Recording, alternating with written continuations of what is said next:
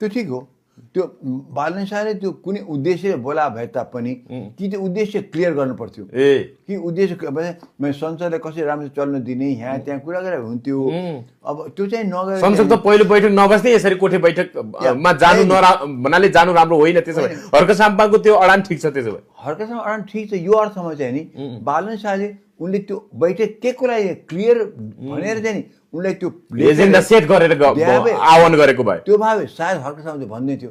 सायद बालन शाहले त्यो क्लियर नगरिकन बैठकमा चाहिँ बोलायो। उनले पनि त्यही कुरा गरेका छन् हर्कसाम्पाले के हो एजेन्डा कार्यक्रम के हो किन बोलाएको त्यो त भन्नु पर्यो नि पहिला। त्यतिकै किन जाने हामी कोठामा जाने होइन संसदमा बोल्ने हो भने के उनले मैले बुझेँ। बालन शाहले चाहिँ नि यहाँ चाहिँ गर्दाखेरि त्यो एजेन्डा दिनु पर्थ्यो यो इस्युमा को लागि बोलायो भन्नु पर्थ्यो। तर यहाँ चाहिँ बालन शाहले आफ्नो मेयरको टाइमको शैली देखायो। उसले अझ पनि सपार्नु पर्छ। उसले बुझ्नु पर्छ चाहिँ नि अब त राष्ट्र हाँक्ने पार्लियामेन्ट कुरा छ त्यहाँ चाहिँ नि मैले भन्दा अब एकदम पुरा चाहिँ नियमित जानुपर्छ कि अब चाहिँ नि जुन शैली छ नि त्यो हिसाबले जानुपर्छ। बोलाउँदैमा कोही आउँदैन। त्यो हर्कसाम्पा लिएको स्ट्यान्डमा ठिक हो।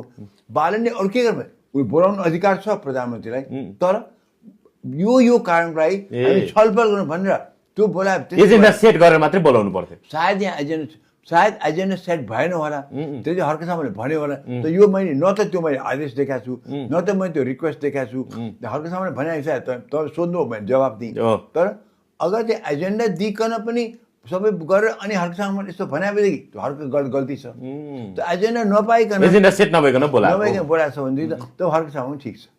सोमबारकै बैठकमा जस्तो बालन शाहले हुन त अब मन्त्री परिषद बैठकले अब यही चैत्र 19 गते संसदको बैठक बोलाउन राष्ट्रपति कहाँ सिफारिस गर्ने भन्ने निर्णय गर्यो।